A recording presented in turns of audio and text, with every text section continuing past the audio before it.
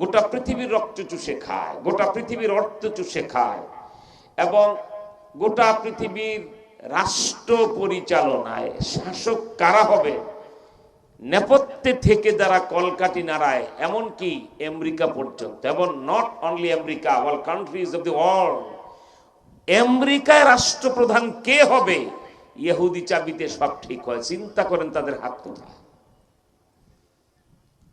এত শক্তি এত ক্ষমতা থাকার পরও মাগদুব জাতি আল্লাহর এই জমিনের মানচিত্রে এই ভূমণ্ডলে একটা রাষ্ট্র ইহুদিদের নাই। অথচ পৃথিবীর গোটা পৃথিবীর শক্তির মালিক তারা, ক্ষমতার মালিক তারা, সব দেশের ভাগ কি বলা হয় সরকার পরিবর্তন নেপথ্যে তারা থাকে। লিভার ব্রাদার্সের মালামাল থেকে শুরু করে হাজার কোটি টাকার ব্যবসা।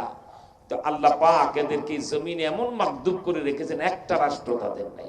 বলবেন হুজুর তাহলে যে ইসরায়েল, এখান থেকেই তো ফিলিস্তিনের মুসলমান হত্যা করতেছে, কেন আপনি কি একেবারে ইলিটারেট, একদম মূর্খ। ইসরায়েল ইহুদিদের বাচ্চাদের রাষ্ট্র নয়, এটা ওরা মুসলমানদের আরব ভূমি জোর করে ৭৬ বছর ধরে দখল করে আছে। এটা বাস্টার্ড কান্ট্রি, এটা একটা জারজ রাষ্ট্র, এটা হারামজাদা রাষ্ট্র। এটা মুসলমানদের জমি ওরা দূর করে ধরে রেখেছে। অল্প কথায় আমি ২.৫ ঘন্টার কথা ১ ঘন্টার কম সময়ে বলবো। ১ কোটি কয়েক লক্ষ ইহুদিদের সাথে ২০০ কোটি মুসলমান, গোটা পৃথিবীর অর্থনীতির চাবিকাঠি যাদের হাতে, তেল সম্পদ থেকে শুরু করে সবই তো আমাদের হাতে। সূর্য যেখানে উঠে আর যেখানে ডুবে জাপান আর আমেরিকা, এমন জায়গা নাই যেখানে মুসলমান নেই, ঠিক কিনা? ইহুদিদের একটা রাষ্ট্র নেই, আর আমাদের ৫৮টা রাষ্ট্র, ৫৭টা জাতিসংঘের কি বলে সদস্যভুক্ত, এবং আমাদের একটা ওআইসি আছে, আলাদা জাতিসংঘের মতো সংস্থা। তারপরও এমন নির্লজ্জ ভাবে দিনে রাতে ইদানিং তারা নতুন কৌশল নিয়েছে, আর গুলি করবে না, আর মুসলমানদেরকে এভাবে মারবেন, আরো কষ্ট দিয়ে মারবে। ইদানিং এই গেল ৩ দিন ধরে মুসলমানদের কচিকাচা বাচ্চাগুলিকে, নারীদেরকে ধরে, পুরুষদেরকে ধরে তারা নিয়ে গোটা শরীর পলিথিনের কাগজ দিয়ে মুড়িয়ে, কষ্টেপ দিয়ে পেঁচায়, পাগুলি উপরে বেঁধে, লাস্টে মাথায় পলিথিনটা মোড়ায় কষ্টেপ দিয়ে পেঁচ দেয়, অক্সিজেন বন্ধ হয়ে যায়, ৩-৪ মিনিটে দাপাতে দাপাতে মানুষটা ঝুলন্ত অবস্থায় মরে যায়। এই নতুন কৌশল ইহুদির বাচ্চারা নিয়েছে, বিশ্ব দেখতেছে, অবাক কাটবে। তাহলে আমাদের না সৌদি আরবের মতো একটা বিশাল রাষ্ট্র আছে, মক্কা মদিনার যারা খাদেম দাবি করে? আমাদের না গোটা পৃথিবীতে পাকিস্তানের হাতে পরমাণু বোমা আছে? ইরান দাবি করে আমরা মুসলমান দেশ, তার দেশে না আমেরিকাকে ধ্বংস করার মতো অস্ত্র আছে? তারপরও আমরা ইহুদিদের বিরুদ্ধে কেন ব্যবস্থা নিতে পারি না? ২টা কারণে। আফগানিস্তান আর সিরিয়া ছাড়া মুসলমানদের কোন দেশে কোন রাষ্ট্রনায়করা, সরকাররা মুসলমান না, এগুলো কুত্তা শুয়োরের চেয়ে খারাপ হয়ে গেছে। এগুলো মদ খেতে খেতে, জেনা ব্যভিচার করতে করতে, হারাম খেতে খেতে, ডোনাল্ড ট্রাম্প আর সৌদি আরবের বাদশাহ ছেলে মোহাম্মদ বিন সালমান একই কোম্পানির মাল। মোহাম্মদ বিন সালমান তো ডিজিটাল ফেরাও।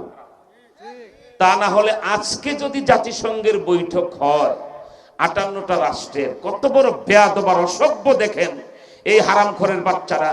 হাসিনাকে বাংলাদেশ থেকে যেভাবে এই বাংলাদেশ তাড়িয়েছে, মুসলমান রাষ্ট্রের নাগরিক মুসলিমরা যদি যার যার দেশ থেকে হাসিনার মতো শাসকগুলিকে জুতা পেটা করে তাড়ায়া আফগানিস্তানের মোল্লা হেবাতুল্লাহ আখন্দজাদার মতো আল্লাহর ওলি রাষ্ট্রপ্রধান বানাই দিতে পারে, তাহলে দেখবেন সূর্য উঠতে দেখবে, ইহুদির বাচ্চারা ডুবতে দেখবে না। ঠিক কিনা জোরে বলে? ১ নম্বর কাজ হলো নিজ নিজ দেশের এই সকল বেঈমান শাসকদের বিরুদ্ধে বিদ্রোহ করে এদেরকে শাসন ক্ষমতা থেকে ঝাঁটা পেটা করে বিদায় দেওয়া। ২ নম্বর কাজ হলো মুসলমান ব্যক্তিগতভাবে প্রত্যেকের আমল ঠিক করে নেওয়া। মুসলমান আজকে উলাইকা কাল আনআম হয়ে গেছে, চতুষ্পদ জন্তু বালহুম আদাল, কুত্তা শুয়োরের চেয়ে খারাপ হয়ে গেছে। মুসলমান মাথায় টুপি নাই, গালে দাড়ি নাই, ওযুর আগে মেসওয়াক নাই, খাওয়ার আগে দস্তরখান নাই, কথা বলে মিথ্যা বলে, খাইলে হারাম খায়। মুসলমান ধর্মে যদি কোনো নেতা হয় তাহলে কুত্তার গু খাওয়ার মতো দুর্নীতি করে আর চাঁদাবাজি করে, আর সরকারি কর্মকর্তা হলে শুয়োরের পায়খানা খাওয়ার মতো ২ হাতে ঘুষ খায়। এ জাতীয় মুসলমানকে আল্লাহ কি ঠেকা পড়ছে সাহায্য করতে, বলেন আপনারা? ৩ নম্বর যে কাজটা করতে হবে, প্রত্যেকটা দেশে দেশে ওলামা একরামের নেতৃত্বে মুসলমানরা জিহাদি বাহিনী গঠন করতে হবে। ঠিক কিনা? বাংলাদেশে শুরু হয়ে গেছে আল্লাহর ফজলে, আমরাও প্রস্তুতি নিচ্ছি।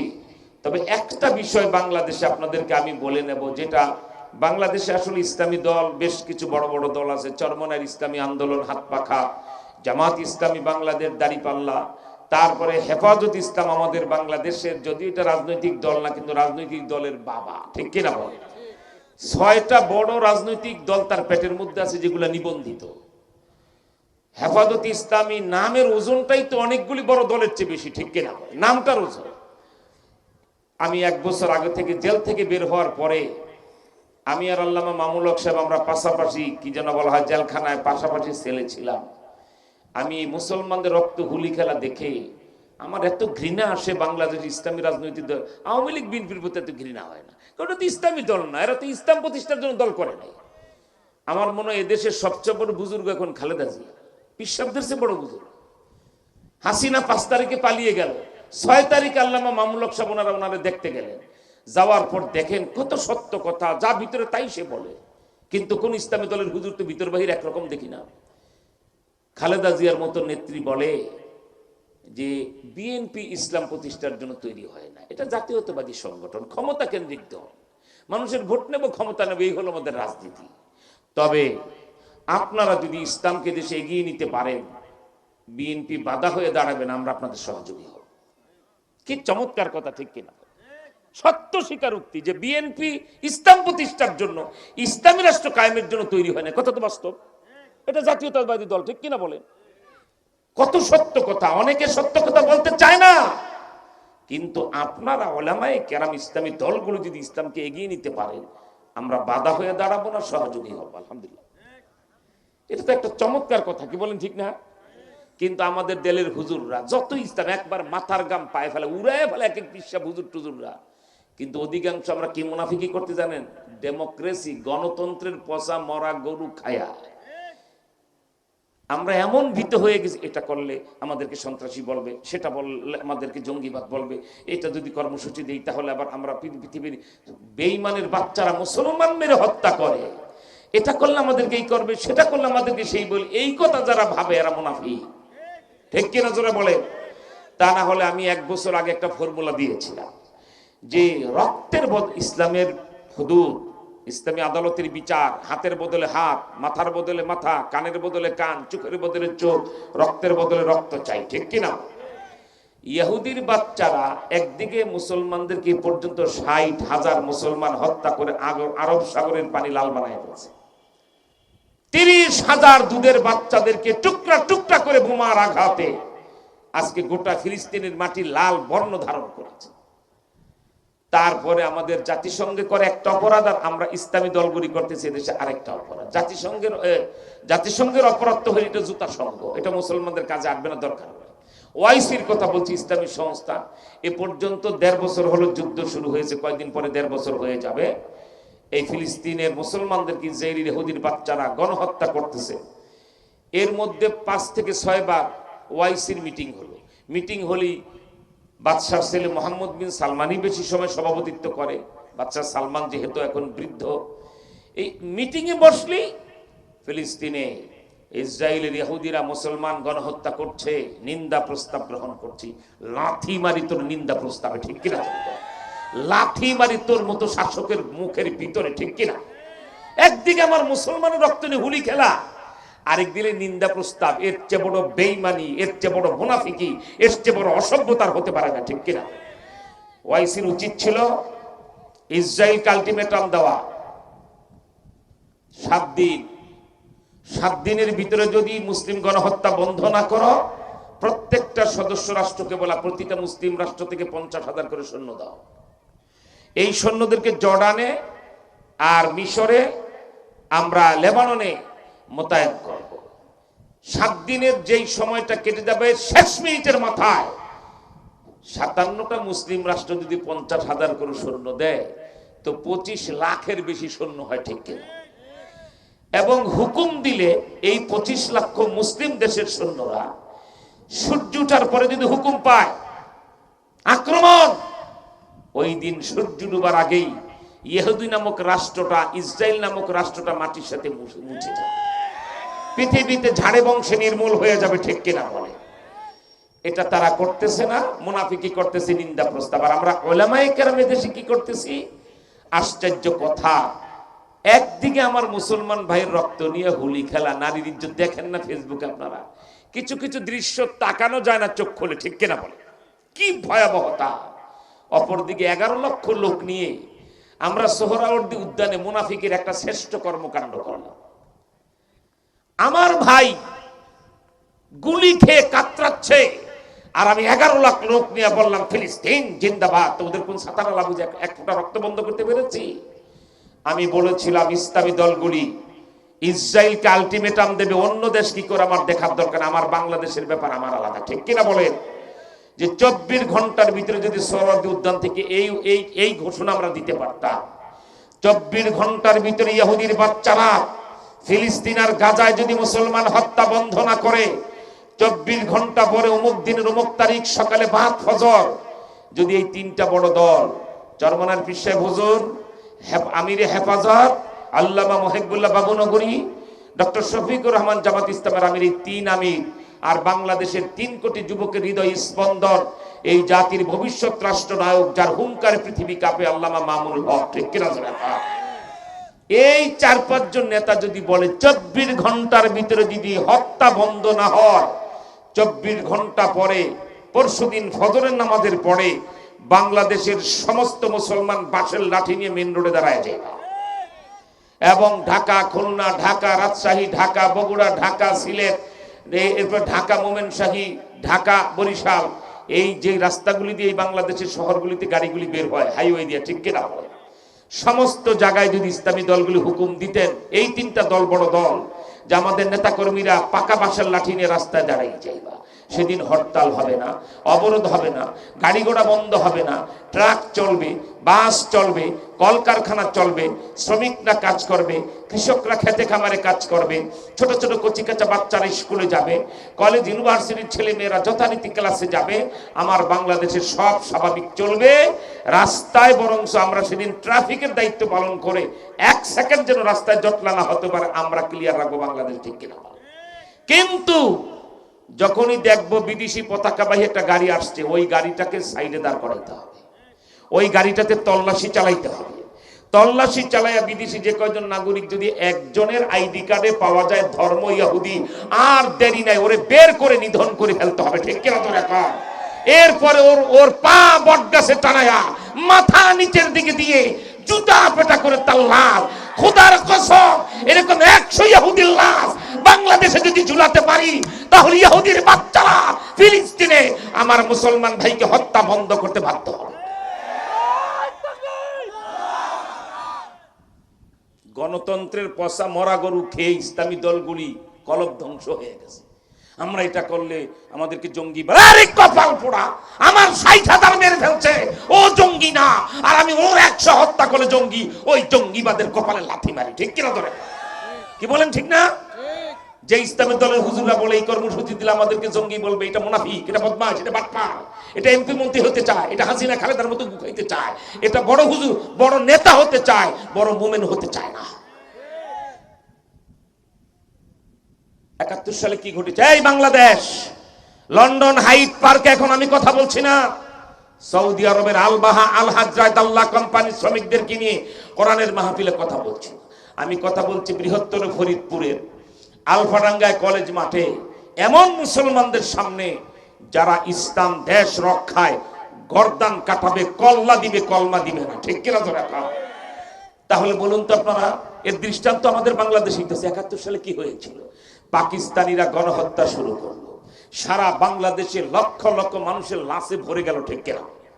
কিন্তু আমার বীর বাঙালি আবাল বৃদ্ধ বনিতা ছাত্র শিক্ষক কৃষক শ্রমিক তারা মুক্তি বাহিনীতে নাম লেখায়া অল্প সংখ্যক ট্রেনিং নিয়ে পাল্টা প্রতিরোধ যখন জুলাই আগস্ট থেকে গড়ে তুললেন, ওরা মার্চ মাসে গণহত্যা শুরু করলো, 25শে মার্চ, ঠিক কিনা? তো রাখা। জুলাই আগস্ট থেকে যখন প্রতিরোধ যুদ্ধ শুরু হলো, পাকিস্তানিরা নভেম্বর মাসের মধ্যে দেখলেন এখন বাঙালিরা আর মরে না, মার খায় না, মার দেয়, ঠিক কিনা? তোরা বলেন। ওরা যখন দেখলেন এদের সামরিক উর্দি পরা 5,000 সাধারণ সেনাবাহিনী এবং অফিসার, এর মধ্যে কর্নেল, মেজর, পাকিস্তান সেনাবাহিনীর মেজর, তারাও মুক্তিযোদ্ধাদের হত্যার তালিকায় পড়ে গেছে, লাশ পড়ে গেছে। 1 লাখ এসেছিল, 5,000 তারা দেখলো লাশ হয়ে গেছে, আর 95,000 আছে। ওরা যখন দেখলো বাঙালি পাল্টা লাশ ফালাতে শুরু করেছে পাকিস্তান সেনাবাহিনীকে, ওরা 16ই ডিসেম্বরে গণহত্যা বন্ধ করে আত্মসমর্পণ করে আমার দেশ থেকে পালিয়ে যেতে বাধ্য হলো। ঠিক কিনা? তাহলে কি বোঝা গেল? লাশের বদলে লাশ ছাড়া কারো আবেদন নিবেদন নিন্দা প্রস্তাবে 11 লাখ না 11 কোটি মাঠে মিছিল করলে ইহুদিদের কিছুই যায় আসে না। ঠিক কিনা? বেহুদা 12-14 কোটি টাকা খরচ হলো এই মিছিলের আয়োজনে। এগুলি কবিরা গুনার কাজ হয়েছে, কোনো কাজ ইসলামের কোনো কাজে লাগে না। আমাদের দেখাবার কি আছে যে আমরা এত মুসলমান? আমরা তো 200 কোটি। ইহুদিরা জানে, ঠিক কিনা বলে? ওরা তো জানে আমরা 200 কোটি, ঠিক কিনা বলে? ওদেরকে দেখাবার আবার কি আছে?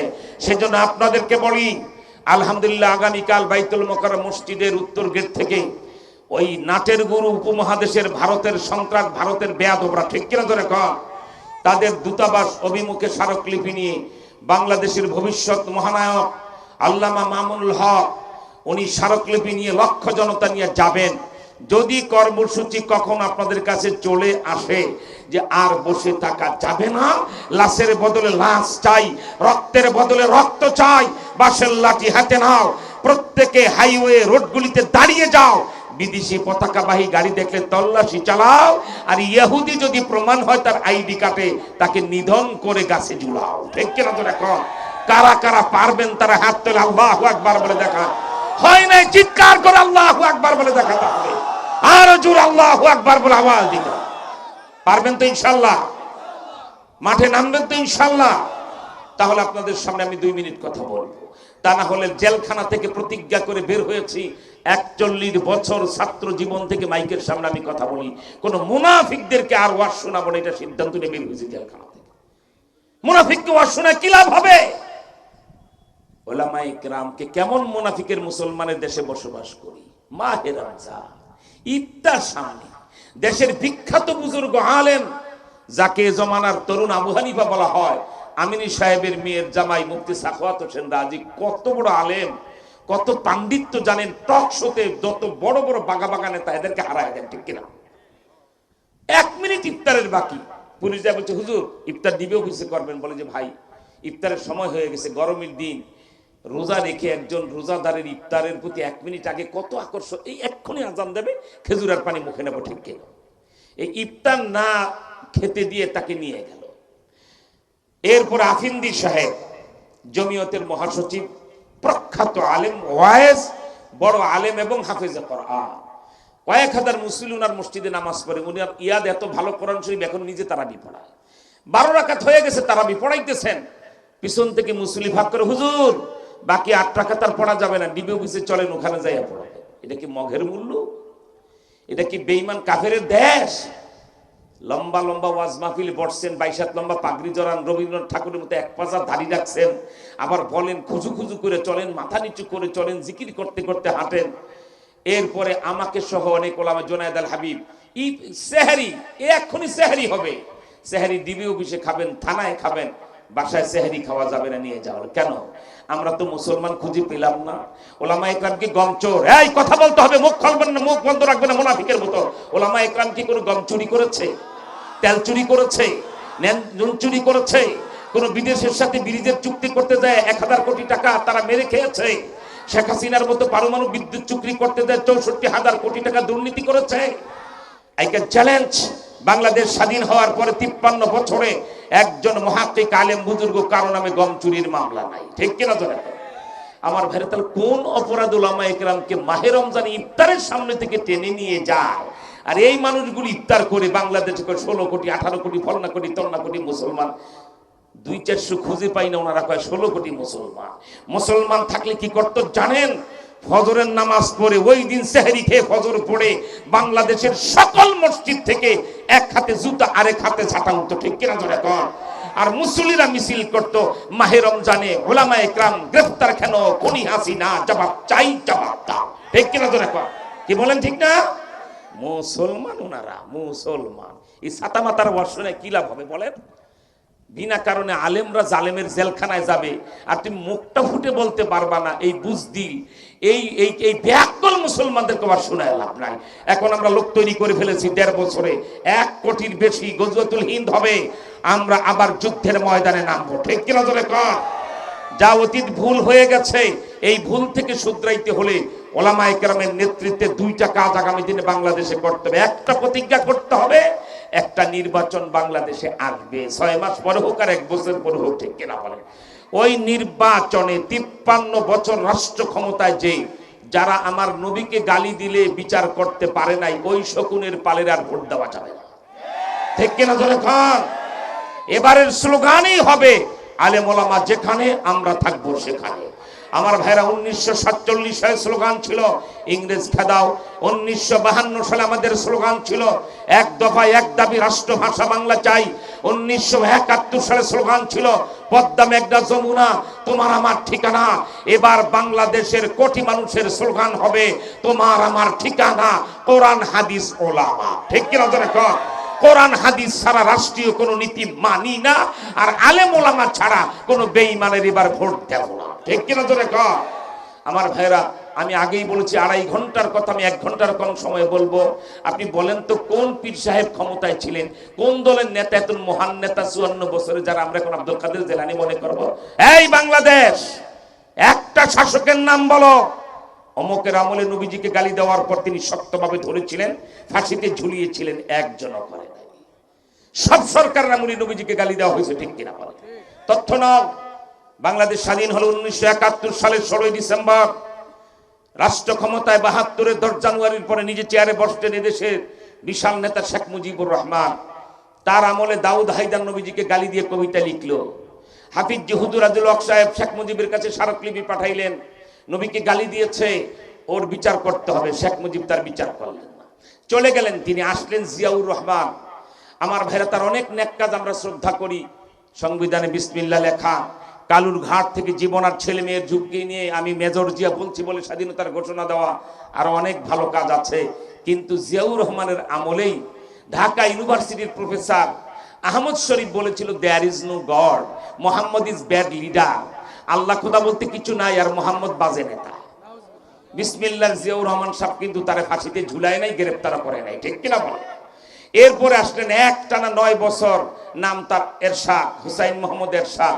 তার আমলে কবির চৌধুরী শামসুর রহমানরা বলল, ঢাকায় যে ফজরের আজান দেয় মুয়াজ্জিনরা, আমার কাছে কুত্তার ঘেউ ঘেউয়ের মতো লাগে। আজানকে কুকুরের ঘেউ ঘেউ বললে সে মুসলমান না কাফের? আর আসতে বলেন আপনারা, মুসলমান না কাফের? কিন্তু ওই আলহাজ হুসাইন মোহাম্মদ এরশাদ কত হুজুরি ভাব দেখাইতেন, উনিও তার বিচার করে নাই। বিচার তো দূরের কথা, গ্রেফতারি করে নাই, ঠিক কিনা। এরপরে আসলেন বাংলাদেশে প্রথম মহিলা প্রধানমন্ত্রী, নাম বেগম খালেদা জিয়া। 1991 সাল বের হইল তাসলিমা নাসরিন, লাথি মারল আল্লাহর কোরআনে, সারা বাংলাদেশ ধাউ ধাউ করে আন্দোলনে জ্বলে উঠলো, ঠিক কিনা। তাসলিমার বিরুদ্ধে মিছিল হয় নাই এমন কোন মসজিদ বাংলাদেশে নাই, ঠিক কিনা বলে। লক্ষ কোটি মানুষ নিয়ে ফাঁসি চাই, ফাঁসি চাই, তাসলিমার ফাঁসি চাই। আমি রাত সাক্ষী, তাসলিমা নাসরিন প্রতিবেশী রাষ্ট্র ভারতের এই কলকাতায় যে আপনারা ধর্মতলা একটা মসজিদ দেখবেন, টিপু সুলতান মসজিদ কলকাতায়। ওই মসজিদের 22 গজ দূরে দি স্টেটসম্যান পত্রিকা, ইংরেজি পত্রিকার অফিস। সেই পত্রিকার অফিসের অফিস রুমে সাংবাদিকদের সামনে প্রেস কনফারেন্স করতে যায় এই নষ্টা ভ্রষ্টা, এই বিশ্ব বেশ্যা, এই বিশ্ব বেহায়া, এই বিশ্ব বেয়াদব তাসলিমা জিন্সের গেঞ্জি পরা, জিন্সের প্যান্ট পরা, তার বেনিটি ব্যাগ থেকে এইরকম ছোট্ট আল্লাহ পাকের কোরআনের একটা জিলদ বের করেছে। বের করে সূরা নিসা 4th পারার একটা পৃষ্ঠা টান্দা ছিঁড়ে সে জুতা দিয়া পাড়া দিয়া ধরছিল কোরআন শরীফের সেই পৃষ্ঠাকে। আর ভারতীয় সাংবাদিকদের সামনে বলেছিল, মুসলমানদের খোদায় এই আয়াতে নারী নির্যাতন করেছে, পুরুষকে 4টি স্ত্রীর সুযোগ দিয়েছে, আর আমাদেরকে একে সন্তুষ্ট থাকতে বলা হয়েছে। এটা নারী নির্যাতন হয়েছে আল্লাহর পক্ষ থেকে, নাউজুবিল্লাহ। আমার ভাইয়েরা, এত বড় অপরাধ করার পরে সারা বাংলাদেশ উল্কার গতিতে এবং বাঁধ ভাঙা জোয়ারের মতো আন্দোলন গড়ে উঠল। মোমেন শাহীর কিশোরগঞ্জে শহীদ আরমান তাসলিমা বিরোধী আন্দোলনে শহীদ হয়ে গেল, ঠিক কিনা বলে। কিন্তু খালেদা জিয়া তাসলিমারে গ্রেফতার করা দূরের কথা, যখন দেখলেন দেশের ভিতরে কিয়ামত ঘটে যাবে, রাতের অন্ধকারে তাসলিমারে বোরকা পরাইয়া এয়ারপোর্টে নিয়ে বিদেশে পাচার করে দিল, ঠিক কিনা? গেলেন, তিনি আসলেন, এক মহান নেত্রী, নাম তার শেখ হাসিনা। ওনার অহংকার ছিল ফেরাউনের চেয়ে বেশি, ঠিক কিনা? আমি দরবারের বেশি কানে শুনছি, সাংবাদিকদের সামনে আসতেই বলতেন, আমি বঙ্গবন্ধুর কন্যা, কথাটা মাথায় রেখে কথা বলবেন। মনে হয় বিবি ফাতেমাও, ঠিক কিনা? আরে যার অহংকার করার কথা, জীবনে সে কোনোদিন অহংকার করে না। শেখ হাসিনার বাবা শেখ মুজিব, 1 কোটি শেখ মুজিব এক পাল্লায় দিলে ফাতেমার বাবা মোহাম্মদ ইসলামের জুতার ধুলার মূল্য হবে? এই বেটারা কথা বলে না কেন? হাম্মকের মতো গলা ফাটায় বলে হবে। আমার ভাইয়েরা, যেই ফাতেমার পিতা মোহাম্মদ ইসলাম, আল্লাহু আকবার, স্বামী শেরে খোদা আলী, পেটের সন্তান হাসান হোসেন, বেহেশতের যুবকদের নেতা, নিজে বেহেশতের সকল নারীদের নেত্রী, সুবহানাল্লাহ বলেন। এরপরে 1 লাখ টাকা নগদ পুরস্কার দেবে একটা হাদিস যদি কেউ দেখাতে পারো। কোন মসজিদে হযরত ফাতেমা কোনদিন বলছে, এই আনা বিনতু মুহাম্মদ, আমি মুহাম্মদ সাল্লাল্লাহু আলাইহি ওয়াসাল্লামের বেটি, হুঁশিয়ার হয়ে কথা বলছে জীবনে? কোনদিনই অহংকার করেছেন? আর উনি অহংকার করতেন কথায় কথায় সাংবাদিক সম্মেলনে। খালেদার সাথে আমাকে তুলনা করবেন না, আমি বঙ্গবন্ধুর কন্যা, কথাটা মাথায় রাখবেন। আমার ভাইরা, এতই যদি বঙ্গবন্ধুর কন্যা হন 5 তারিখে আর 1 ঘন্টা গণভবনে থাকলে দেখতেন বঙ্গবন্ধুর কন্যা হওয়ার যে কি মজা, ঠিক? ভয়াবহ বিশ্ব শাসক ছিল, ঠিক কিনা?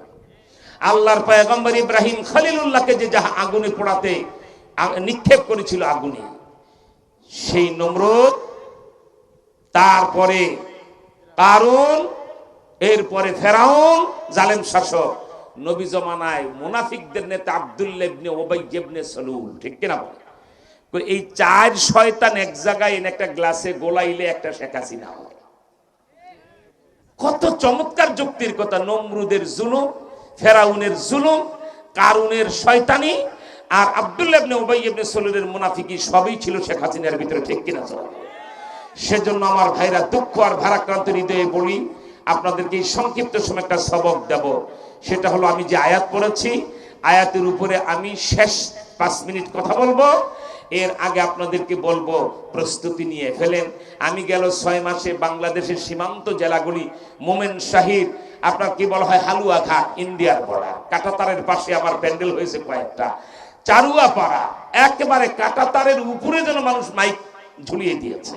এরপরে সিলেটের মৌলভীবাজারে, সেখানে আপনার ইন্ডিয়ার বর্ডারে মাহফিলগুলি করে আমি সেই 6 মাস আগে থেকেই জানি, হাসিনা পালিয়ে যাওয়ার দুঃখে ভারত সহ্য করতে না পেরে 5 লক্ষ ইন্ডিয়ান সেনাবাহিনী আমাদের বাংলাদেশের বর্ডারে চুপচাপ তারা মোতায়েন করে রেখেছে। সুযোগ পেলেই বাংলাদেশে ঢুকবে আর বাংলাদেশ দখল করে নেবে। আপনারা তো বাংলাদেশকে বিনা চ্যালেঞ্জে ইন্ডিয়ার হাতে তুলে দেবেন, কে বলেন ঠিক না? এতে প্রমাণ হয় গজওয়াতুল হিন্দ আমাদের কাছে এসে গেছে, আলহামদুলিল্লাহ। জোরে কর। গজওয়া মানে যুদ্ধ, হিন্দ মানে ইন্ডিয়া, ইন্ডিয়ার বিরুদ্ধে যুদ্ধ হবে। আমাদের প্রিয় নবী বলে গেছেন হাদিস শরীফে, সুবহানাল্লাহ বলে। নাম ঠিকানা সহ বলে দেই, কোন কিতাব? নাসাই শরীফ। কোন খণ্ড? 2য় খণ্ড। কত পৃষ্ঠা? 52 পৃষ্ঠা। হাদিস দুইটার বর্ণনাকারী কে? হযরত আবু হুরায়রা। একবার গ্রামের ঠিকানা সহ বলে দিলাম, ঠিক কিনা?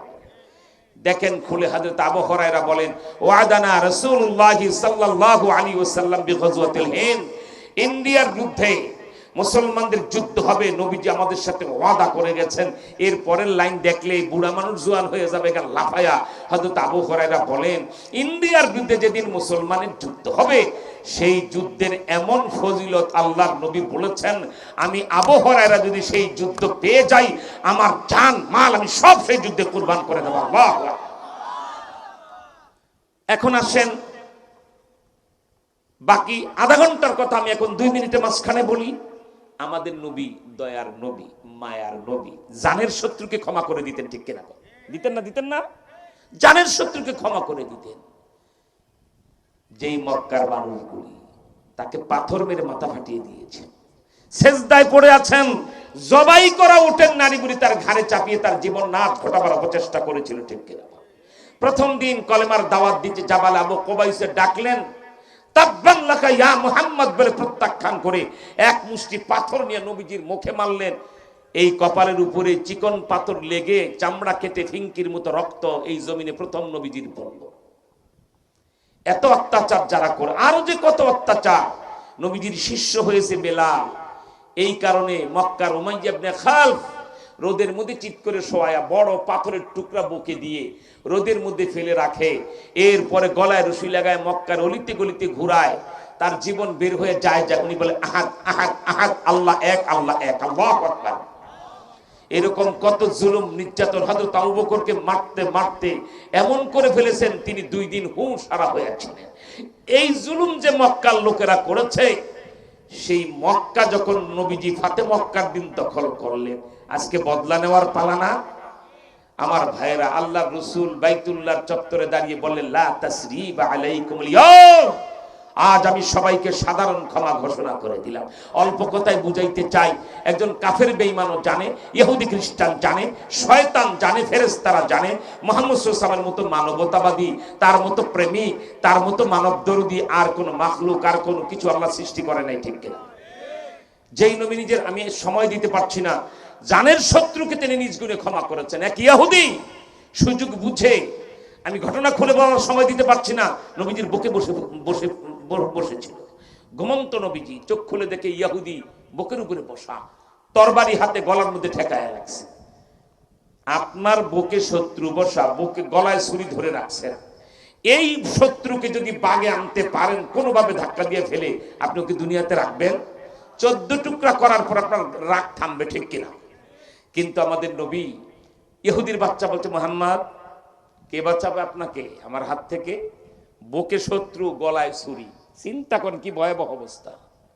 আল কানজুল মুতাওয়ারি ফি শারহিল বুখারী, বুখারীর যে নতুন সরা 30 খণ্ডে কি বলে মিশর থেকে ছাপা হয়েছে। আমার শাইখ ও মুর্শিদ, মক্কা শরীফের জগৎ বিখ্যাত আলেম ছিলেন শেখ মালিক আব্দুল হাফিজ আল মক্কি, তিনি শাইখুল হাদিস জাকারিয়া রাহমাতুল্লাহর অতি প্রিয় ছাত্র এবং খলিফা। উনি ওই কিতাবে বিস্তারিতের ব্যাখ্যা দিয়েছেন। নবীজিকে যেই ইহুদি বলছে মুহাম্মদ, কে বাঁচাবে তোমাকে আমার হাত থেকে?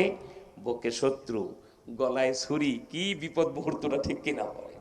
নবীজি একটু হেললেন না, ধরলেন না, মুস্কি হেসে বললেন আল্লাহ বাঁচাবে। যেই বলছেন আল্লাহ বাঁচাবে, এমন এক রুহানি ধাক্কা লাগলো, 12-14 হাত দূরে ছিটকে পড়ছে। এবার নবীজি উঠলেন, তরবারিটা হাতে নিলেন, এবার তার সামনে যায় বলছে এই বোকা, এবার বলো আমার হাত থেকে তোমাকে কে রক্ষা করবে? সে ডাইরেক্ট জবাব, আপনি বাঁচাইবেন। নবীজি মুস্কি হেসে বলছে বোকা, এভাবে বলতে নাই। নিজের জানের শত্রুর সাথে দোস্তের মতো গল্প করতেছেন, এমন ম্যান গোটা পৃথিবীতে একজন বানাইছেন আল্লাহ, তিনি মুহাম্মদ সাল্লাল্লাহু আলাইহি ওয়াসাল্লাম, ঠিক কিনা? তুমি বলো, একটু আগে আমার হাত থেকে আপনাকে যিনি বাঁচিয়েছেন, আপনার হাত থেকে তিনি আমাকে বাঁচাবে। ইহুদি বলে আমি ইনি তিনি বুঝি না, যার হাতে তরবারি উনিই বাঁচাবে। আল্লাহ রাসূল বলছে শোনো, তুমি যে অপরাধটা করো, আমার বুকে বসেছো, গলায় ছুরি ধরেছো, ওই গাছতলায় কে ঘুমায় দেখে তো? ওমর কই এই পেশাব করে দিছে, কারণ ওমরের নাম শুনলেই পেশাব করতে বেঈমানেরা, ঠিক কিনা? অনেক লম্বা ঘটনা বলছিলাম, আমি বিস্তারিত বলার সময় দিতে পারবো না। মদিনায় ফেরার পথে নবীজি সেখানে একটা বিশ্রামে সাহাবা ইকরামদের নিয়ে গাছতলায় বিশ্রামের সুযোগ দিয়েছিলেন। এক এক গাছতলায় এক একজন সাহাবী ঘুমাইতেছেন। নবীজি বলে ওই গাছতলায় কে দেখো তো বাবলা গাছের নিচে? আবু বকর, এটাকে ওসমান, ওটাকে আলী। এই সাহাবা, আমার সাহাবীরা যদি একজনে দেখতে পেত তুমি আমার বুকে বসে আমার গলায় ছুরি ধরেছো, এত সময় কাবাব হয়ে যাইতা, কাবাব, ঠিক কিনা? তা কেউ কি গল্প, কি মানুষ আল্লাহ আমার রাসূলকে বানিয়েছিলেন। একটা কাজ করো, তুমি কলমা পড়ে মুসলমান হয়ে যাও, আমি তোমার ক্ষমা করে দিই। সুবহানাল্লাহ বল। ওই লোকটা না না না, এটা এটা হবে না, আমি কলমা পড়লে তো আপনার ধর্মী গ্রহণ, তাহলে তো সব হয়ে গেলই, আমার আমও গেল, সালাও গেল, চিন্তা। তখন আমি আর আপনি হইলে বেয়াদব, একদিকে আমার গলায় ছুরি ধরে বুকে পড়ছে, আবার কলমাও পড়বা না, এক থাপ্পড় দিয়ে ওর ডান গালের দাঁত বাম গালে নিতাম না, ঠিক কিনা? কিন্তু নবীজি বলছে তাহলে একটা কাজ করো, তুমি আমার সাথে একটা চুক্তি করো, আমি তোমার জীবন ভিক্ষা দেব, তোমাকে মারবো না। তুমি যে অপরাধ করেছো এটা মৃত্যুদণ্ড পাওয়ার অপরাধ, ঠিক কিনা? তুমি একটা কাজ করো, আমার সাথে দ্বিপাক্ষিক চুক্তি করো, যতদিন বেঁচে থাকবে মুসলমানদের বিরুদ্ধে যুদ্ধের ময়দানে তুমি আর আসবে না। হ্যাঁ, এই চুক্তিটা করতে পারি, আমারে যদি বাঁচাইয়া দেন আমি আর মুসলমানদের বিরুদ্ধে কোনোদিন যুদ্ধে আসবো না। আল্লাহ রাসূলের সাথে চুক্তি করে লোকটা চলে যাচ্ছে, যায় আর মনে মনে ভাবে এইটাও মানুষ, মানুষ এমন হতে পারে? আমি তার বুকে বসেছি, গলায় ছুরি ধরেছি, নিজ গুণে ক্ষমা করে দিল, বন্ধুর মতো দ্বিপাক্ষিক চুক্তি করে আমাকে ছেড়ে দিল। আমার ভাইরা, ইহুদি এক কদম সামনে যায়, আর এক কদম পিছনে যায়, একবার আকাশের দিকে তাকায়, আর একবার নবীজির চেহারা মোবারকের দিকে তাকায়। ইহুদি বলে, আমি ভুল করতেছি, আজকে যদি কলমা না পড়ে চলে যাই, হয়তো জীবনে কোনোদিন মুহাম্মদ সাল্লাল্লাহু আলাইহি ওয়াসাল্লামকে আর পাবো না, আমার সুযোগ নষ্ট হয়ে যাচ্ছে। ইহুদি আবার ফেরত এসে নবীজির কাছে বলছে, হে মুহাম্মদ সাল্লাল্লাহু আলাইহি ওয়াসাল্লাম, আমার বিশ্বাস হয়ে গেছে আপনি সত্য পয়গম্বর, আমাকে পড়ায় দেন লা ইলাহা ইল্লাল্লাহু মুহাম্মাদুর রাসূলুল্লাহ। সবাই পড়েন সাল্লাল্লাহু আলাইহি ওয়াসাল্লাম। আমি এই মাঝখানে 5টা মিনিট নবীজির এই ঘটনা কেন বললাম? প্রমাণ করার জন্য। নবী বড় মায়ার নবী, বড় দয়ার নবী, জীবনের শত্রুকে, জানের শত্রুকে নিজ গুণে ক্ষমা করে দিলেন, ঠিক কিনা? আর এর কারণে লোকটা কলমাও পড়তে সুবিধা পেয়ে গেল। এখন কথা হলো, যিনি নিজের বুকে বসা শত্রুকে, গলায় ছুরি ধরা শত্রুকে ক্ষমা করে দেন, সেই নবী কিনা তার ইন্তেকালের হাজার হাজার বছর পরে ইন্ডিয়ার বিরুদ্ধে যুদ্ধ হবে, আল্লাহ পাক তাকে সেটা দেখিয়েছেন। সেই নবী ইন্ডিয়ার ব্যাপারে বলছেন, গজওয়াতুল হিন্দ। কি ভাই, নিজের জানের শত্রুকে ক্ষমা করে দেয়? ইন্ডিয়া এমন কি অপরাধ করবে? 1500 বছর আগে নবীজি যুদ্ধের ঘোষণা দিয়ে গেছেন, ঠিক কিনা? আরেকটা কথা, এটা আহলে সুন্নাত ওয়াল জামাতের শক্ত আকীদা। কিয়ামত পর্যন্ত পৃথিবীতে যা কিছু ঘটবে, আল্লাহ পাক নবীজিকে সব শুধু শোনার নাই, দেখাই দিয়েছেন। সুবহানাল্লাহ। কেন ইন্ডিয়ার বিরুদ্ধে যুদ্ধ? আমার মনে হয় আল্লাহ পাক বলছে, বন্ধু, এটা ভারতের উত্তরপ্রদেশের অযোধ্যা। এই যে একটা মসজিদ দেখতে পাচ্ছেন, হ্যাঁ, এটা 400 বছর আগে বাদশাহ আকবর কি বলা হয়, বাদশাহ বাবর বানিয়েছিল। এই 400 বছরের মসজিদটা দেখতে পাচ্ছেন বন্ধু, কিভাবে এই হিন্দুরা, মূর্তি পূজকরা ভাঙতেছে। একজন নবী আল্লাহর একটা ঘর ভাঙতে দেখলেই যে যুদ্ধ ঘোষণা করবেন, ঠিক কিনা? নবীজি ক্ষিপ্ত হইলেন। এরপর আল্লাহ বলছেন, বন্ধু, ওই বাবরি মসজিদ ভাঙার পর ভারতে দাঙ্গা বেঁধে গেল। এই যে দেখেন তো বন্ধু, আপনার 12,000 যুবক উম্মত, এদেরকে কিভাবে গলা কেটে জবাই করে ড্রেনে ফেলতেছে মুম্বাইতে। বন্ধু, এটার নাম কলকাতা শহর। এই দেখেন শিয়ালদা ট্রেন স্টেশনের পাশে একটা ছোট্ট বস্তি দেখতে পান? হ্যাঁ, আল্লাহ দেখতে পাই। এই বস্তিটা হলো ট্যাংরা এলাকা। এখনো যাই আপনারা দেখবেন কি ঘটেছিল জানেন? বাবরি মসজিদ ভাঙার পরে এই বর্তমান ভারতের প্রধানমন্ত্রী, গুজরাটের কসাই, দিল্লির ফেরাউন, জমানার আবু জেহেল, এই মুদির গলায় লোহার শিকল ঝুলাইতেই হবে, ঠিক কিনা? আমার ভাইরা, তার দলের যুব হিন্দুরা বাবরি মসজিদ 1992 সালে ভেঙেছে। তখন আমি ইন্ডিয়াতে অবস্থান করি। ওই বাবরি মসজিদ ভাঙার 6 দিন পরে কলকাতার শিয়ালদা ট্রেন স্টেশনের পাশে ওই বস্তি এলাকা, জায়গাটার নাম ট্যাংরা। এখানে একজন হিন্দুও থাকে না, মুসলমানদের বস্তি। আবার এরা কারা? এরা খেত মজুর, দিন মজুর, রিক্সা চালক, ভ্যান চালক, অর্থাৎ দিন আনে দিন খায়, বড় কষ্ট করে সংসার চালায়। তবে দাওয়াত ও তাবলীগের বরকতে টোটাল ট্যাংরার 300 মুসলমান সব আল্লাহওয়ালা নামাজি মুসলমান। সারাদিন যা ইনকাম করে, চাল ডাল রান্না করে, নামাজ পড়ে, খাওয়া দাওয়া করে শুয়ে পড়ে। রাত 2টা-2:30টার দিকে হিন্দুরা চতুর্দিকে পেট্রোল ঢেলে গোটা বস্তিটায় আগুন লাগায় দিল। মাত্র 2-3 জন যুবক জানিয়া বের হতে পেরেছে, আর একজন মহিলা। বাকি সমস্ত 300 মুসলমান পুড়ে ছাই হয়ে গেল সেই বস্তির ভিতরে। মহিলাদের মধ্যে যেই মেয়েটি বের হয়েছে তার নাম রহিমা। 1992 সালে স্যাটেলাইটের মাধ্যমে স্টার টেলিভিশন গোটা পৃথিবীতে সেই মেয়েটার ছবি দেখিয়েছিল। এই মেয়েটা মুসলিম মেয়ে, বস্তির ভিতরে ছিল যেখানে অগ্নিকাণ্ড করা হলো। এই মেয়েটার নাম রহিমা, বয়স 18 বছর, শারীরিক সক্ষম, তার 2টা বাচ্চা, একটা পেটে আর একটা কোলে। কোলের বাচ্চাটা 3 বছর, নাম আব্দুল্লাহ। পেটের বাচ্চাটা 9 মাসের অন্তঃসত্ত্বা, যে কোনো মুহূর্তে প্রসব বেদনা হবে, ঠিক কিনা? আমি আপনারা কেউ নারী না, সেই জন্য পেটে 8-9 মাসের বাচ্চা নিয়ে চলতে কত কষ্ট, মা ছাড়া পৃথিবীর কেউ অনুমান করতে পারবো কিন্তু বুঝতে পারবো না, ঠিক কিনা?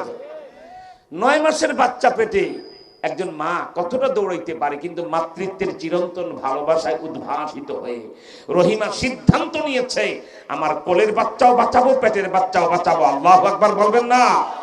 আরে জোরে একটু আল্লাহু আকবার বলবেন না? এই বলে এই সক্ষম দেহের শক্তিশালী রহিমা আগুন থেকে বের হইতে সক্ষম হয়ে গেছে। আলহামদুলিল্লাহ, আগুন থেকে বের হতে সক্ষম হয়েছে। কিন্তু ভারতের এই নষ্ট ভ্রষ্ট বেয়াদব বিশ্ব সন্ত্রাসী ওয়ার্ল্ড টেরর, ওই গুজরাটের কসাই মুদির কি বলে হিন্দু যুবকদের আন্দোলন থেকে, আক্রমণ থেকে সে রেহাই পায় নাই। আগুন থেকে যখন রহিমা বের হয়ে গেছে, তার কোলের বাচ্চাটা এক টান্দানি, আল্লাহ পাক কিন্তু নবীজিকে দেখাচ্ছেন এমনি এমনি নবীজি ইন্ডিয়ার বিরুদ্ধে গজওয়াতুল হিন্দের ঘোষণা দেওয়া যায় নাই, ঠিক কিনা ধরে বলেন। কোলের বাচ্চাটা তার কোল থেকে টান্দা নিয়ে, নাম তার আব্দুল্লাহ। আল্লাহ পাক হয়তো বলছে, বন্ধু এই আপনার ছোট যে শিশু উম্মত, ওর নাম কিন্তু আপনার বাবার নামের নাম আব্দুল্লাহ। দেখুন বন্ধু কি করতেছে, রহিমার কোল থেকে 3 বছরের আব্দুল্লাহকে টান্দা নিয়ে হিন্দু যুবকরা 2 পায়ে ধরে টান্দা ছিঁড়ে ফেলল, রাস্তার 2 পাশে 2 টুকরা ফেলে রাখলো। পরের দিন অ্যামনেস্টি ইন্টারন্যাশনাল, আন্তর্জাতিক মানবাধিকার সংস্থা এবং বাবরি মসজিদ অ্যাকশন কমিটির সর্বকনিষ্ঠ সদস্য হিসাবে পশ্চিমবঙ্গের সাবেক এক্স মিনিস্টার এ.কে.এম. হাসানুজ্জামান সাহেবের অতি স্নেহের পাত্র হওয়ার কারণে আল্লাহ আমাকে সুযোগ দিয়েছিলেন সেই মুসিনে যাইয়া মুসলমান হত্যার সে দৃশ্য দেখার পরের দিন। আল্লাহু আকবার। এরপরে তার কোলের বাচ্চাটা নিয়ে যখন এইভাবে ছিঁড়ে রাস্তার 2 পাশে ছেড়ে ফেলে দিল, তার পেটটা ত্রিশূলটা ছিঁড়ে 9 মাসের বাচ্চাটাকে নারী বুড়ি সহ আগুনে ছুড়ে নিক্ষেপ করে রহিমাকে হত্যা করলো, ইত্যাদি ইত্যাদি যখন নবীজির সামনে আল্লাহ পাক দেখাইছেন। এই দেখুন বন্ধু, বাবরি মসজিদ ভাঙে ওরা, কাঠারা মসজিদ ভাঙে ওরা, লক্ষ লক্ষ মুসলমান হত্যা করে হিন্দুরা। এই যে দেখেন কলকাতায় রহিমার পেট ছিঁড়ে বাচ্চাটা আগুনে ছুড়ে ফেলে দিল ওরা। এই ঘটনা দেখে বিক্ষুব্ধ নবী, মায়ার নবী, দয়ার নবী রুদ্র রূপ ধারণ করে বললেন, গজওয়াতুল হিন্দ, ঠিক কিনা বলেন, ইন্ডিয়ার বিরুদ্ধে যুদ্ধ। আলহামদুলিল্লাহ। খোলেন নাসাই শরীফ, যে কয়টা হাদিসের ভিতরে এই হাদিসটা পাওয়া যায় তার ব্যাখ্যায় মুহাদ্দিসিনে কেরাম হাফেজ ইবনে হাজার আসকালানী রাহমাতুল্লাহ আলাইহি শরহে বুখারী ফাতুল বারীতে লিখেন, মোল্লা আলী কারি আইনীতে লেখেন, শেখুল হাদিস জাকারিয়া রাহমাতুল্লাহ আলাইহি 39 বছরের বুখারীর তাকরীর আল কানজুল মুতাওয়ারি ফি শরহিল বুখারী, তাতে শেখ মালিক আব্দুল হাফিজ আল মক্কি লিখেন, আল্লাহু আকবার। আল্লাহর রাসূল সাহাবায়ে কেরামদেরকে নিয়ে, আপনারা যেমন আমার সামনে চাতক পাখির মতো হাঁ করে তাকিয়ে আছেন, সাহাবায়ে কেরামদেরকে নিয়ে নবীজি এইভাবে বসে আছেন। আল্লাহু আকবার। আমার সামনে যারা বসা, যদি কেউ আব্দুল কাদের জেলানির খালাতো ভাইও হন, মনে রাখবেন নবীজির সামনে যারা বসা তাদের একজনের জুতার ধুলার মূল্য আমাদের হবে না, ঠিক কিনা? এই জোরে বলেন ঠিক কিনা? আল্লাহু আকবার। কারণ কি, আমাদের সামনে আপনারা যারা বসা, আপনাদেরকে আমি দেখতে পাচ্ছি, নবীজির সামনে যারা বসা জানেন কারা? এই যে আবু বকর, আমার ভাইরা, আমাদের অত্যন্ত প্রিয় পাত্র, সকলের শ্রদ্ধার পাত্র, এই অঞ্চলের জগৎ বিখ্যাত ওয়াইজ যুক্তিবাদী, যাকে আমরা কি বলা হয়, নাসির হুজুর যুক্তিবাদী আমরা বলি, কি বলেন ঠিক না? উনি কিন্তু মঞ্চে আসতেছে। আমি মাইক ছাড়া মাত্র হযরত বয়ান করবেন, আপনারা প্রাণ জল শব্দ চয়ন ওনার বয়ান শুনতে পাবেন। খুবই শ্রুতিমধুর বয়ান তিনি করেন। আমি এখন এই গজওয়াতুল হিন্দের শেষ কথা আর খাতমে নবুয়তের 4 মিনিট কথা আপনাদের সামনে পেশ করে একটু পর আমি মাইক ছেড়ে দেব। আর আপনাদের কাছে একটা ওয়াদা নেব, আমরা সবাই গজওয়াতুল হিন্দে ইন্ডিয়ার বিরুদ্ধে লড়াইয়ের আর ইহুদির বাচ্চাদেরকে নিধন করে ইসরায়েলের যুদ্ধ বন্ধের জন্য দরকার হলে আমরা বাঁশের লাঠি নিয়ে মাঠে নামবো, ঠিক কিনা? কারা নামবো? দুহাত তোলে আল্লাহু আকবার বলে দেখায় দেন, আরো জোরে আওয়াজ দিয়ে আল্লাহু আকবার বলে দেখান। আল্লাহ তুমি হাতগুলি কবুল করো, জোরে কোন আমিন। আলহামদুলিল্লাহ। এবার আল্লাহর হাবিব দো জাহানের বাদশা খাতামুল আম্বিয়া জনাবে মুহাম্মদ রাসূল, হুজুরকে বসতে দেন। জনাবে মুহাম্মদ রাসূলুল্লাহ সাল্লাল্লাহু আলাইহি সাল্লাম বসছেন সাহাবায়ে কেরামদের সামনে। সাহাবায়ে কেরাম মৌচাকের মতো বসে আছেন। হঠাৎ নবীজি গজওয়াতুল হিন্দের ঘোষণা দিলেন। সাহাবায়ে কেরাম হতচকিত হয়ে গেলেন। হিন্দ শব্দটা তখনকার আমলে আরবিতে হিন্দুস্তানি, ইন্ডিয়ার জন্য ব্যবহৃত হিন্দ। সাহাবায়ে কেরাম বলে, নবীজি মদিনায় বসে গজওয়াতুল হিন্দ। সব একাগ্রতার সাথে কায়মন বাক্যে শ্রদ্ধার মস্তক অবনত করে চাতক পাখির মতো নবীজির দিকে তাকিয়ে আছে। আল্লাহর রাসূল বললেন, শোনো, ওমর, আবু বকর, ওসমান, আলী, তালহা, জাবের, জুবায়ের, আব্দুল্লাহ ইবনে মাসউদ, আব্দুল্লাহ ইবনে ওমর, এরাই তো নবীজির সামনে বসা। ওই যে বয়োবৃদ্ধ মুরব্বী সাহাবী হযরত আবু মুসা আশআরী, উনিও সামনে বসা। আল্লাহর রাসূল বলছে, শুনো, ইন্ডিয়ার বিরুদ্ধে এই গজওয়াতুল হিন্দ যে হবে, গোটা হাদিস শরীফ ঘাটলে 4টা ফজিলত পাওয়া যায়। যেদিন ইন্ডিয়ার বিরুদ্ধে যুদ্ধ হবে, যাদের বিরুদ্ধে আমাদের প্রিয় নবী যুদ্ধ ঘোষণা করে গেছেন, যারা আমার বাবরি মসজিদ ভাঙে, বাংলাদেশে রাজনীতি করে, আরে একটা দল তো পালিয়ে চলে গেছে, এদের দোষ আর কত দেবো? আমরা মরা সাপ মারি না, আলেমদের অভ্যাসে মরা সাপ মারা না, ঠিক কিনা? এটা বিদায়, এটা এটা এটা এটা মেয়াদ উত্তীর্ণ, মালা আওয়ামী লীগ বিদায় হয়ে গেছে। কিন্তু বড় দলের মহাসচিব হবেন, সাবেক মন্ত্রী হবেন, আবার ক্ষমতা যাওয়ার স্বপ্ন দেখবেন, আর ভারতের দালালি করে বলবেন বউ বদলানো যায়, প্রতিবেশী বদলানো যায় না, আপনার মুখে জাতি পেশাব করবে। ঠিক কিনা জোরে কন? ভারত আমার প্রতিবেশী নয়, ভারত আমার এমনি কান্ট্রি, সে আমার শত্রু রাষ্ট্র। ঠিক কিনা জোরে কন? এটা প্রমাণিত সত্য। ভারত মুসলমানদের প্রতিবেশী নয়, সে আমাদের শত্রু রাষ্ট্র। কি বলেন ঠিক না?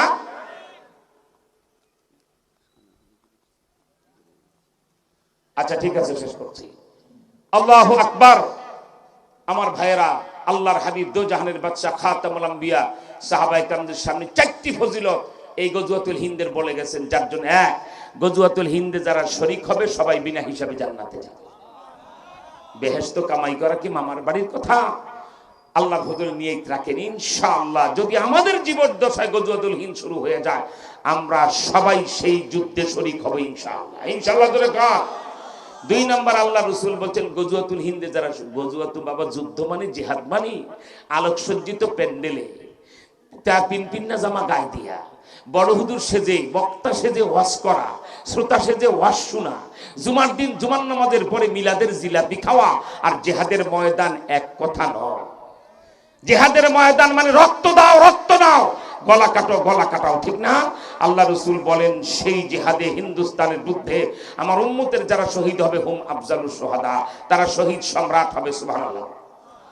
তিন নাম্বার, আল্লাহ রসুল যুদ্ধের ফলাফল বলবেন।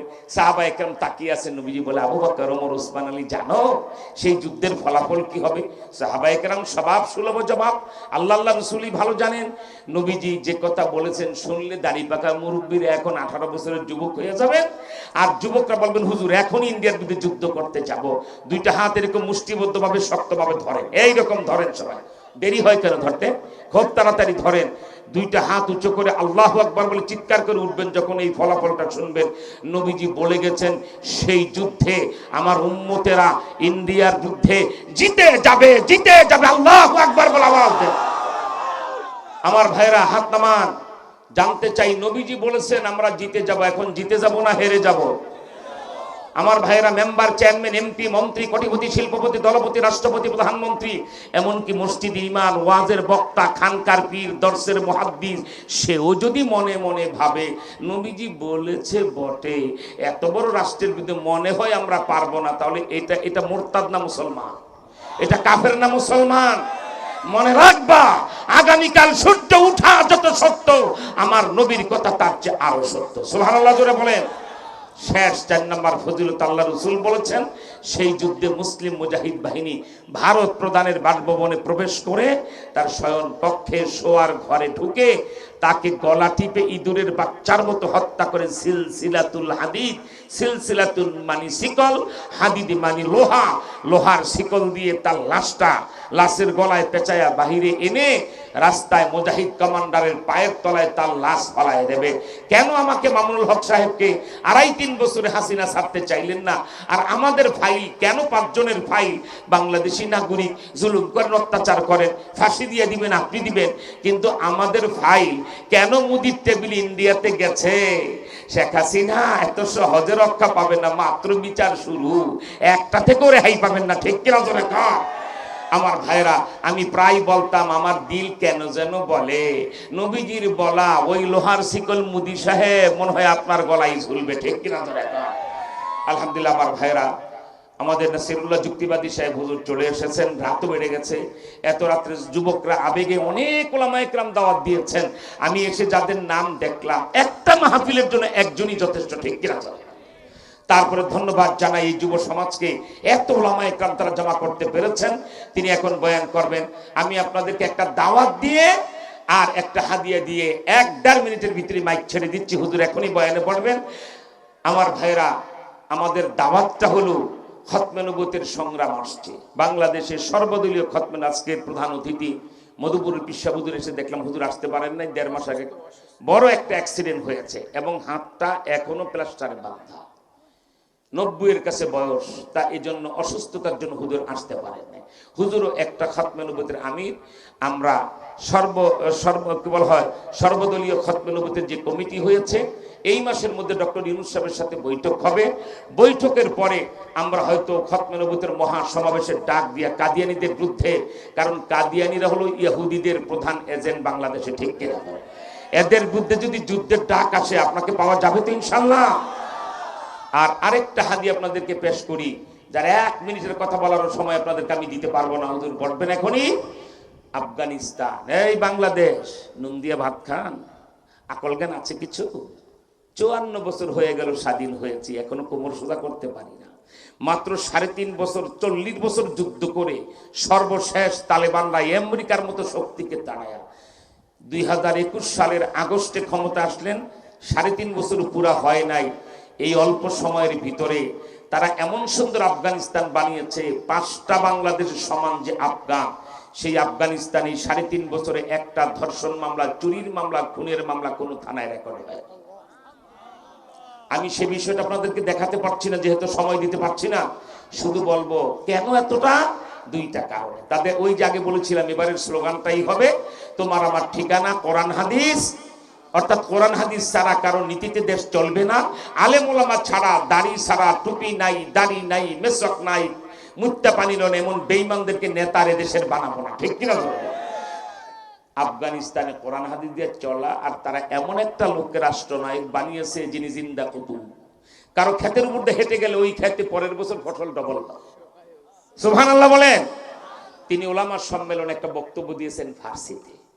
পৃথিবীর 200 কোটি মুসলমান প্রত্যেকের এই বক্তব্যটা পড়ার দরকার, কারণ তার বক্তব্যের প্রতিটা লাইন থেকে নবীজির বিদায় হজের ভাষণের ঘেরান পাওয়া যায়। সুবহানাল্লাহ বলেন। আমার হাতে যে বইটা দেখেন আফগান মাটির দুর্জয় ঘাটি, ওই ফার্সিটাকে বাংলা করে প্রত্যেকটা মুসলমান আমাদের বিশ্বাস যে পড়বে সে জমানার খালিদ বিন ওলীদ হয়ে যাবে। আপনারা মুনাজাতের পরে হুজুরও খুব লম্বা সময় বয়ান করবেন। আমি যেমন, আমরা তো 2-2.5 ঘন্টা কথা বলি, আজকে তো 40 মিনিটের সময় আপনাদেরকে দিই নাই, কারণ আমাদের অনেক ওলামায়ে কেরাম আছেন, উনিও চলে আসছেন, সর্বশেষ হুজুরও চলে আসছেন। এই জন্য আপনারা এই পিছনে গাড়ি আছে, গাড়ি থেকে বইটা সংগ্রহ করবেন, 5টা 10টা সংগ্রহ করবেন, হাদিয়া দিবে। আপনার বইটা পড়ে যদি এদেশে ইমানদার তৈরি হয়, বীর মুজাহিদ তৈরি হয়, তার সারা জীবনের সব আপনি পাবেন। কি বলেন, ঠিক না?